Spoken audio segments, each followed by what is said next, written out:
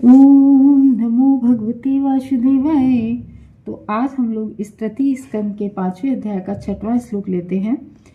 तो इस श्लोक में बताया कि भगवान जब इस सृष्टि का किस तरीके से पालन करते हुए संहार करते हैं, कैसे होता है, और हम लोग उतने संहार के समय जब प्रलय का समय होता है तो हम लोग कैसे भगवान के उदर में जाते हैं, और ये पूरी सृष्टि भगवान रचते हैं, भगवान के द्वारा रची होती है, लेकिन भगवान उस सृष्टि की हर चीज भगवान से आई हुई है, लेकिन भगवान उस हर चीज से डीअटैच किस तरीके से रहते हैं तो हम लोग जानते हैं इस श्लोक में।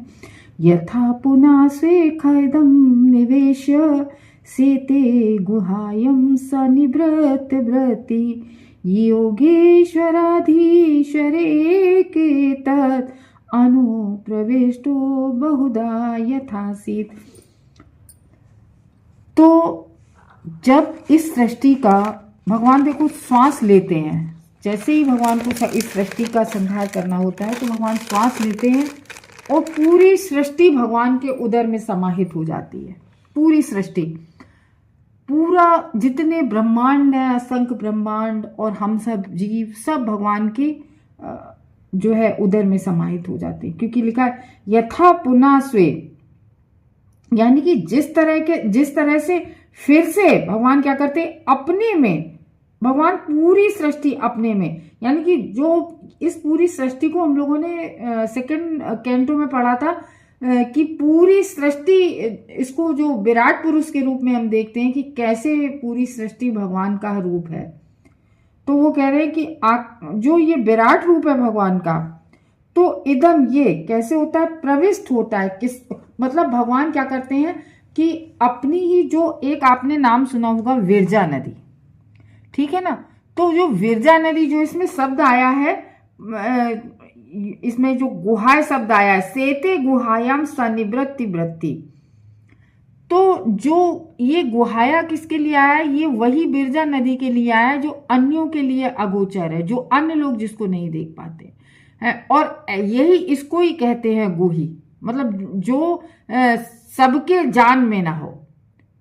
तो ये है, तो वही कह रहे हैं इसमें कि भगवान उस आकाश में संपूर्ण सृष्टि को रखकर, किसमें, जो उनका जो हृदय रूप है, क्योंकि बताया ना स्वेख इदम, स्वे अपने स्वयं के हृदय में भगवान पूरी सृष्टि, यानी कि इसमें क्या बोलते हैं, यानी कि पूरी जो सृष्टि है उनके हृदय आकाश में भगवान के पूरी सृष्टि जो समाहित होती है उसमें भगवान रख लेते हैं। तो वो विस्तार फिर जब दोबारा से सृष्टि करते हैं उसी का, पूरी संपूर्ण सृष्टि का, तो उसी से फिर सृष्टि को रखकर अपने विस्तार में अनेक जीवों में रख कर देते हैं। और अपना देखो, भगवान एक ही होते हैं, लेकिन भगवान इस सृष्टि में आते हैं अपने अनेक रूपों में, अलग अलग अपने अलग अलग रूपों में आते हैं, जो विभिन्न योनियों के रूप में प्रकट होते हैं। तो और अपने निर्वाह के लिए कोई प्रयास नहीं करना पड़ता है भगवान को, उसके लिए कोई प्रयास नहीं करना पड़ता है। वे समस्त यौगिक शक्तियों के स्वामी हैं, यानी कि सब कुछ योग माया से होता है भगवान की, जो भी कुछ हो रहा है वो समस्त भगवान की जो योग माया शक्ति है उससे हो रहा है। क्यों? क्योंकि वो उसके स्वामी है प्रत्येक, और केवल योग माया के ही स्वामी नहीं है, इस जगत की जो भी चीज है प्रत्येक चीज के स्वामी है। तो इस तरीके से भगवान उससे भिन्न है। जैसे हम लोगों ने समझा था पिछले श्लोक में कि सूर्य की किरणें सूर्य नहीं होती हैं, लेकिन वो सूर्य से अलग भी नहीं होती हैं, उसी तरीके से ये सृष्टि होती है। तो संहार जब होता है, संहार के बाद जब भगवान अपने में कैसे लीन कर लेते पूरी सृष्टि को, तो अब आप कहो कि इतनी बड़ी सृष्टि भगवान के पेट में कैसे उदर में समाहित हो जाती है, कितने सारे ब्रह्मांड, कितना सब हम सब लोग, पेड़ पौधे, नदियां, सब भगवान कैसे भगवान के उदर में चले जाता है कि पेट भारी नहीं होता है या फिर पेट में दर्द नहीं होता होगा, हम ऐसे सोचते हैं ना हम लोग, लेकिन वो भगवान अपने में ही सब कुछ लीन कर लेते हैं, श्वास लेते हैं सब भगवान के अंदर एक श्वास में चले जाते हैं। तो वो पूछ रहे हैं कि वो बताइए, और जब सब प्रकट करते हैं भगवान, फिर उसी सृष्टि को पहले जब संहार के समय उसको अपने अंदर ले लेते हैं और सृष्टि करते हैं, तो फिर उसी सृष्टि को अपने अंदर से बाहर निकाल कर सब कुछ भगवान इस तरीके से प्रकट भी कर देते हैं। भगवान में ही सब प्रवेश कर जाते हैं और भगवान ही अपने से सब प्रकट कर देते हैं। तो वो है कि और हर चीज में भगवान, जैसे हम लोग कहते हैं ना, इस जल में भगवान कहते हैं ना गीता में, इस जल का स्वाद भी मैं हूँ और चंद्रमा की चांदनी भी मैं हूँ और पेड़ों का जो रस है वो भी, मतलब हर चीज में भगवान है। तो क्या भगवान क्या डिवाइड हो जाते हैं? तो भगवान तो डिवाइड होते नहीं है। तो वही इस श्लोक में बताया गया है कि वो एक रहते हुए भी फिर वो सब में कर लेते, सब जीवों में समाहित हो जाते। तो पूरा जो जगत है वो 3 भावों पर निर्भर रहता है। किस पर? चाहे वो 3 कैसे भाव, सतोगुण, रजोगुण, तमोगुण। लेकिन पूरी सृष्टि इन्हीं 3 पे है, लेकिन भगवान इन तीनों से बिल्कुल स्वतंत्र रहते हैं। तो वही कह रहे हैं, फिर जिस तरह से सृष्टि आदि व्यापार रहित होती है, तो ऐसे भगवान इस विश्व को अपना हृदय आकाश में स्थापित कर योग माया में शयन करते हैं। योग माया में भगवान कभी शयन नहीं करते हैं, वो हमेशा योग माया में शयन करते हैं। क्योंकि भगवान देखो, भगवान तो बहुत दिव्य हैं, ना उन्हें भूख लगती है, ना प्यास लगती है, ना उन्हें कोई सुसु पौटी लगती है। वो दिव्य है पूरे, उनकी किसी इंद्री में या उनमें कोई अंतर नहीं होता है। तो वो योग माया में शयन करते हैं। और जिस प्रकार से भगवान अकेले ही विरजा नदी में निवास करते हैं, आपने नाम सुना होगा शास्त्रों में विरजा नदी।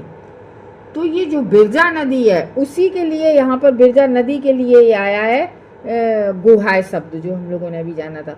तो इस तरीके से भगवान जब सृष्टि को अपने अंदर करते हैं तो क्या करते हैं, पहले विरजा नदी में उस सृष्टि को अपने अंदर समाहित करके विरजा नदी में एक योग माया में सो जाते हैं और वहीं पे निवास करते हैं। और जिस नदी में, जो नदी क्या है, वो बाउंड्री है किसकी? आध्यात्मिक जगत की बाउंड्री। हम लोग कहते नहीं है, कभी कभी शास्त्रों में सुनते कि हमें विरजा नाम, जब हम आध्यात्मिक जगत में जाते हैं इस शरीर को छोड़कर, तो विरजा नदी पार करनी पड़ती है हमको, हम सभी को, सारे जीवों को। तो वो विरजा नदी जो पार करनी पड़ती है, तो उसी में भगवान योग माया में शयन करते हैं। सारे ब्रह्मांडों को इस तरीके से भगवान लेकर अपने उदर में और निद्रा में सो जाते हैं, योग निद्रा में विरजा नदी में सोते हैं। तो समस्त योग शक्तियों के जो स्वामी हैं, जितनी भी योग शक्तियां हैं, वो सबके स्वामी वही हैं। और इस जगत की सारी वस्तुओं, तो बाद में प्रवेश करके भगवान असंख्य प्रकारों में से विद्यमान होते हैं। भगवान कहीं भगवान देवता रूप में होते हैं, कहीं जीव। तो इस तरीके से ये वर्णन इसमें बताया गया है। जैसे भगवान कहते हैं, उसमें भगवत गीता में कहते हैं, अहम एवास्माग्री, मतलब ये सब मुझसे ही निकले हुए हैं। और तो ये जगत भगवान की शक्ति का परिणाम है। जितना भी आपको पूरे जगत दिख रहा है, ये सब भगवान की शक्ति का परिणाम है। और हम सब भी जो हैं वो भी भगवान से भिन्न नहीं है, और हम लोग भगवान भी नहीं है। हम लोग कहते नहीं है कि हम लोग भगवान के अंश हैं, तो मतलब हम लोग भगवान से अलग तो है नहीं है, भगवान के अंश है। लेकिन अब भगवान के अंश हो गए निर्विशेषवादियों की तरह, ये भी बात नहीं है कि हम ही भगवान हो गए। जय नहीं कहते हैं अहम ब्रह्मास्मि, नहीं, हम भगवान भी नहीं है, हम केवल भगवान के एक अंश मात्र हैं। हम सबकी जो सत्ता है वो भगवान से अलग नहीं है। तो इस तरीके से जैसे सूर्य की किरणें होती हैं, तो वो सूर्य से अलग नहीं है, तो इसलिए है। तो सृष्टि का वर्णन जो भागवतम में है वो कई जगह है और हर जगह अलग अलग तरीके से है। अब आपको क्यों, अब हम लोग जो 5th कैंटो में पढ़ेंगे वो थोड़ा अलग होगा, 2nd कैंटो में हम लोग पढ़ चुके, थोड़ा अलग हो गया। अब आप कहो क्यों थोड़ा थोड़ा अलग है? थोड़ा थोड़ा इसलिए अलग है कि हर बार जब प्रलय होती है और हर बार उस प्रलय के बाद जब सृष्टि होती है, तो वो थोड़ी अलग तरीके से होती है। भगवान का कार्य हमेशा एक जैसा नहीं होता। जैसे हम लोग उसमें पढ़ते हैं कि श्रीमती राधा रानी जब कृष्ण भगवान के लिए भोग बनाती हैं, भगवान के लिए जो आइटम बनाती हैं, वो कभी रिपीट नहीं होते हैं। वो आइटम वो बिल्कुल मतलब हमेशा भगवान, और भगवान के लिए कभी 56 भोग से कम नहीं बनाती हैं राधा रानी। भगवान के लिए रोज भोग बनाती हैं और बहुत सफाई और पवित्रता से बनाती हैं। तो इस तरीके से जब सृष्टि होती है तो हर बार सृष्टि कुछ अलग तरीके से होती है। जैसे कभी शिव से जो शिव जी आते हैं वो ब्रह्मा जी से आते हैं, कभी ब्रह्मा जी स्वयं नारायण बन जाते। तो इस तरीके से सृष्टि हर बार अलग अलग होती है। तो इसलिए इसमें कोई भ्रमित होने वाली बात नहीं है। तो इसलिए इसका थोड़ा सा डिफरेंट वर्णन हो जाता है इसका। तो वही कह रहे हैं, फिर जिस तरह सृष्टि और भगवान कैसे करते हैं सृष्टि, व्यापार रहे, आदि व्यापार रहे। तो कोई व्यापारी बनकर भगवान नहीं कह रहे, ऐसे भगवान इस विश्व को अपने हृदय आकाश में, हृदय आकाश जो लिखा है इसमें, तो हृदय आकाश मतलब स्वेख इदम, अपने हृदय आकाश में, हृदय आकाश को उदरी कहते हैं, पेट में जो समाहित कर लेते हैं, स्थापित कर लेते हैं। और चाहिए योग माया क्या है, ये भगवान की अद्भुत शक्ति है, उसी अद्भुत शक्ति योग माया शक्ति से करते हैं। और ये जो गुहा शब्द आया है, यानी कि रहस्यमयी गुफा, मीन्स जो रहस्यमयी गुफा किसके लिए आया है, विरजा नदी के लिए आया है, जो एक तरफ जिसके आध्यात्मिक जगत होता है और एक तरफ भौतिक जगत। ये जो विरजा नदी होती है ये भौतिक जगत और आध्यात्मिक जगत के बीच में होती है। विरजा नदी बाउंड्री होती है उसकी, उसी में भगवान सोते हैं और सारे जगत को अपने अंदर लेकर इस तरीके से योग निद्रा में शयन करते हैं। इस जगत में फिर बाद में फिर प्रवेश करते हैं और असंख्य प्रकारों से विद्यमान रहते हैं भगवान। ये वर्णन हमें बताइए कि ये कैसा वर्णन है। भगवान अकेले ही इस जगत, पूरे जगत को कई रूपों में भगवान प्रवेश कर जाते हैं एक भगवान होकर। तो ये पूछ रहे हैं कि इसका क्या मतलब है। जगत भगवान नहीं है पर भगवान से तो है, ये भगवान से अलग, जैसे हम ही लोग भगवान के अंश हैं लेकिन हम लोग भगवान थोड़े नहीं हो गए। तो भगवान सृष्टि अपने लिए नहीं करते हैं। देखो भगवान ये सब सृष्टि, ये कोई कहे कि भगवान अपने इंटरटेनमेंट है, अपने एंजॉय है, अपने किसी उसके लिए करते हो, नहीं। भगवान सिर्फ ये सृष्टि किसके लिए करते हैं कि ताकि जब ये भगवान सृष्टि करेंगे तभी हम सब जीव इस पृथ्वी पर आकर और हम लोग पुरुषार्थ के कार्य करेंगे। कोई धर्म, अर्थ, काम, मोक्ष, ये 4 तरह के पुरुषार्थ होते हैं। तो इस तरीके के पुरुषार्थ कोई हम लोग कब कर पाएंगे, जब हम लोग एक जगत में आएंगे और एक जीव के रूप में जन्म लेंगे, तो तभी तो पुरुषार्थ हो, तभी हम कुछ कर पाएंगे, तभी हम भक्ति करें या पुरुषार्थ करें। हम जीव जब तक हम लोग इस तरीके से नहीं हम लोग जन्म लेंगे तब तक पुरुषार्थ कैसे हो पाएगा। इस शरीर से ही तो हो पाता है पुरुषार्थ, कोई भी कार्य या भक्ति भी करेंगे तो इस शरीर से ही तो हो पाती है। इसलिए भगवान सृष्टि करते हैं ताकि हम इस सृष्टि पर जन्म लें और जन्म लेकर हम लोग ऐसे पुरुषार्थ, ऐसी भक्ति करें ताकि हम लोग भगवत धाम जा सकें, जो हम लोग करोड़ों योनियों से हम लोग इधर उधर भटकते रहते हैं। तो सृष्टि का जो पालन है और संहार है, इसके विषय में जो संबंध है, प्रश्न है, इसका उल्लेख श्रीमद् भागवतम के अनेक भागों में हुआ है। ऐसा कई जगह हुआ है इसके सृष्टि और संहार का विवरण। जब हम आगे चलेंगे 5th कैंटो तो पूरा इसी में है, सृष्टि के संहार और इसका विवरण। तो क्योंकि विभिन्न कल्पों में संबंध रखते हैं। कल्प क्या होता है, कल्प होता है ब्रह्मा जी के दिन होता है। तो अतः विभिन्न जिज्ञासुओं द्वारा प्रश्न पूछे जाने पर, देखो पहले क्या परीक्षित महाराज प्रश्न पूछ रहे हैं, फिर इधर क्या है, इधर जो शौनक आदि ऋषि है वो सूत गोस्वामी से क्वेश्चन कर रहे हैं। तो इस तरीके से अलग अलग प्रश्न पूछे जाने पर विभिन्न अधिकारियों द्वारा उनका वर्णन अलग अलग रूपों में हुआ है। तो सृजन के सिद्धांतों तथा उन पर भगवान के नियंत्रण के विषय में कोई भी मतभेद नहीं है। लेकिन विभिन्न कल्पों में वही है ना, अभी जो बात हुई थी कि उसमें कोई मतभेद नहीं है। क्यों नहीं है मतभेद, क्योंकि हर कल्प के भगवान ब्रह्मा जी के हर एक दिन के बाद जो शॉर्ट प्रलय होती है वो उस प्रलय के बाद फिर सृष्टि होती है।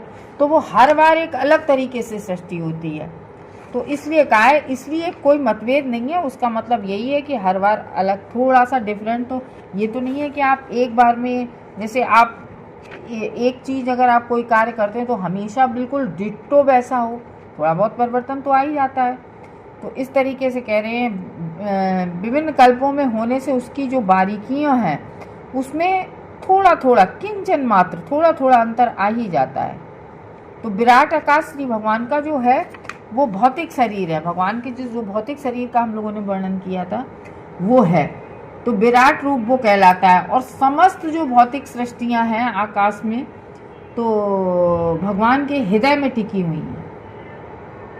तो आकाश से लेकर जो स्थूल दृष्टि से के लिए सर्वप्रथम भौतिक अभिव्यक्ति है, पृथ्वी तक हर वस्तु ब्रह्म कहलाती है। क्यों?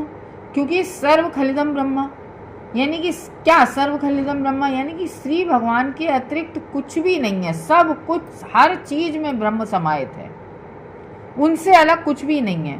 और वे भगवान कैसे हैं? अद्वय हैं।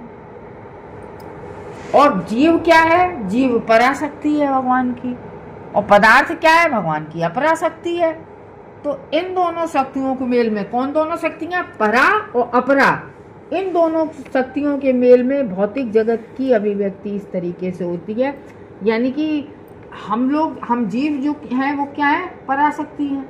पदार्थ यानी कि जो भी पेड़ पौधे या इस जगत में पहाड़ ये सब दिख रहे, ये भगवान की अपराशक्ति है। तो दोनों से मिलके भौतिक जगत बनता है जो श्री भगवान के हृदय में स्थित है। और ये सब चीजें प्रलय का समय आता है तो कहाँ स्थित हो जाती हैं? भगवान के हृदय में। तो इस तरीके से हम लोगों ने जाना किस तरीके से जब ब्रह्मा जी के दिन समाप्त होता है कल्प के अंत में, तो भगवान पूरी सृष्टि को अपने उदर में समाहित करके योग माया में जाकर, बिरजा नदी में जाकर सो जाते हैं। ये हम लोगों ने इस श्लोक में जाना। हरे कृष्ण।